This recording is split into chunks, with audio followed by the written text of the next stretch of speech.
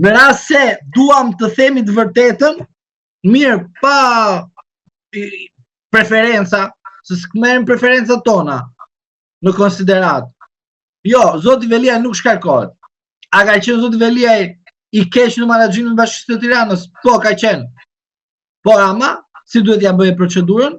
Të merë inspektoriatet, Këshillin e lartë, bënte një kontroll, të merë auditimin, e ta çoje atë ku duhet në Këshillin e Ministrave, që të konstatoje shkelje administrative disiplinore që të gjykon sot në gjykatën kushtetuese.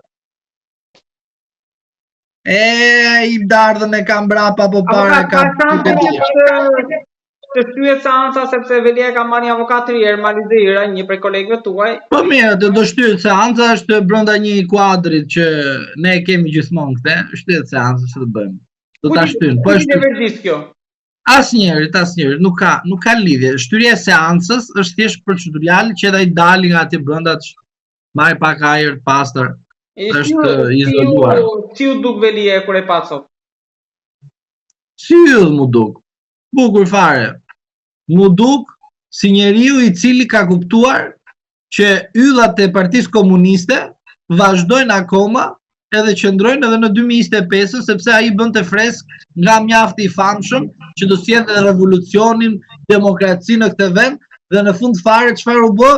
U bë një yll i shtuar brenda partisë që çonte gjithsa yllat të intelektual, i çonte në vdekje sepse ishin intelektual.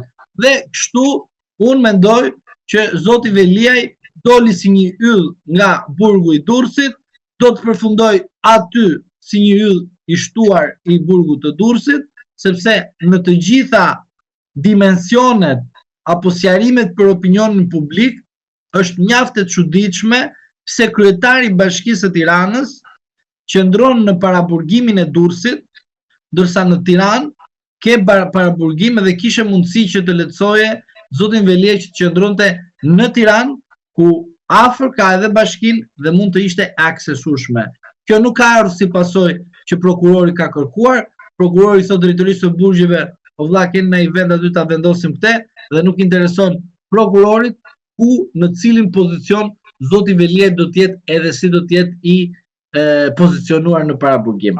Prandaj që si yll më duk, si një yll i shtuar ndaj ata të cilët vëzin radhën të spaku, edhe firmosin përgjegjësia individuale, ndërsa ke bërë një pakt politik me qytetarët. Ke bërë një marrëveshje politike me qytetarët në kuadrin e kolegjialitetit, sepse je parti politike, nuk e dal aty si buf i pavarur, mirë.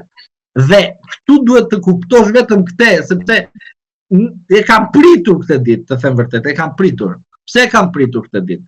Sepse unë e di shumë mirë manualin e Partisë Socialiste. Pra Partisë Komuniste që vjen pastaj Partia Socialiste. Partia Socialiste ka arritur nivelin më të keq të saj ekstrem, duke bërë vrasje brenda llojit, si themi atë, vrau vret vllajën, nuk më vjen tani, nuk kujtohet vrasja. Bravo. Kjo gjë po ndodh në Partinë Socialiste. Pra një parti politike po shndërrohet si një grup ose një organizat që nuk i shërben demokracisë, po i shërben interesat të caktuara. Rasti Veliaj është një ndër rastet. Pse një ndër rastet?